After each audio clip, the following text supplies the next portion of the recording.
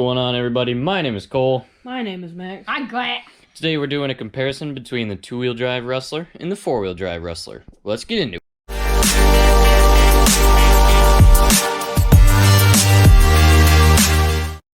So aside from just a couple minor styling differences on the exterior, both the two-wheel drive and the four-wheel drive look pretty much identical. A couple of those minor differences you're going to find are a hard plastic spoiler on the Rustler four-wheel drive, while just a Lexan spoiler on the two-wheel drive. The two-wheel drive does not have any sort of skid plates on the roof, skid protection. This one does. The bumpers are a little bit different, and the rear ends also look a little bit different. The four-wheel drive has a wheelie bar, and the two-wheel drive has the motor back there. So Max did add the aftermarket light kit to his Rustler four-wheel drive. However, both the two-wheel drive and the four-wheel drive now come equipped with lights from the factory. The length and width of the four-wheel drive and the two-wheel drive are pretty much exactly the same.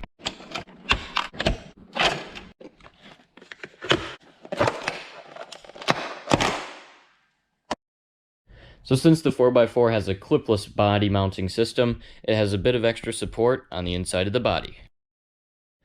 So once you get under the hood, that's where things really start to look a bit different. On the 4x4, the electronics are more off to the one side while the battery is on the other, and obviously it has the center drive shaft running down the middle. The two-wheel drive chassis layout, on the other hand, is a bit more centered. The electronics are kind of in the center, the battery rides in the center, everything's just more centered. The shock towers also vary slightly, depending on which car you're looking at. The four-wheel drive is equipped with a clipless battery strap, while the two-wheel drive just uses the standard pins. The two-wheel drive has a brushed 12-turn motor that can run a maximum of a 2S LiPo. The four-wheel drive is equipped with a brushless system, which can run a maximum of a 3S LiPo, but in order to make this comparison a bit more fair, we'll be switching it on to training mode, which limits it to 50% throttle. We have both Powerline trenchers.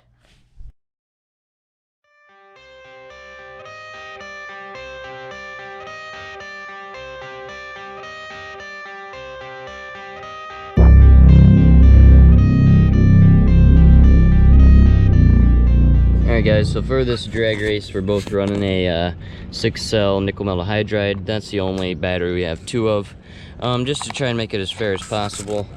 Not sure how good a batteries they are. They are getting pretty old. So we'll do a couple and then we'll switch them around just to see if it makes a difference. Go.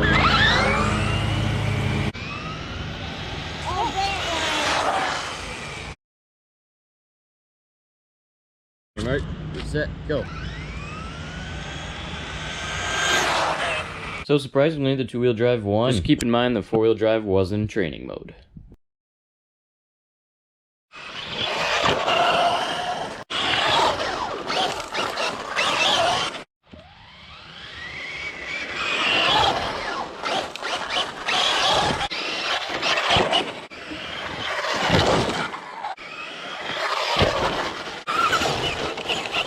They both handle the track pretty similarly. The two-wheel drive does tend to spin out just a little bit more than the four-wheel drive, but with some practice, you can lay down fast laps with either one.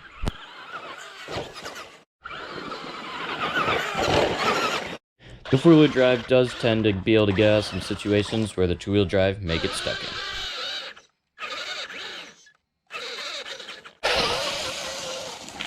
The four-wheel drive also powers through the longer grass a little bit easier than the two-wheel drive does.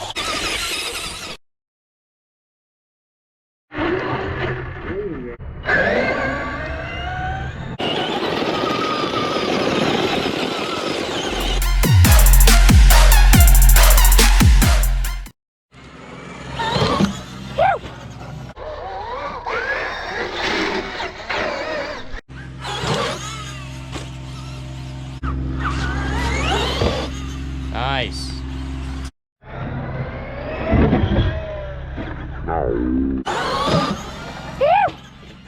Oh.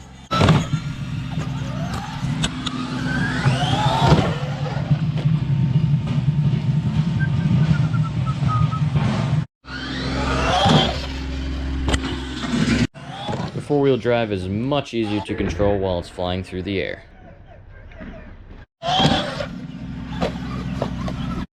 Alright guys, so those were a couple of the sends with this four-wheel drive Rustler while it was still in training mode.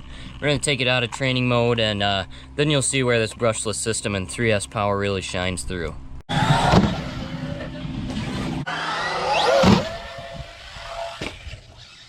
Got it.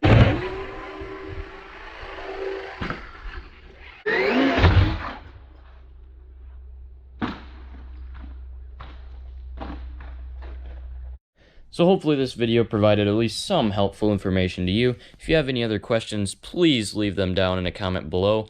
I'll do my best to respond to each and every one of them. Anyways, thanks for watching, and we'll catch you in the next one. See ya!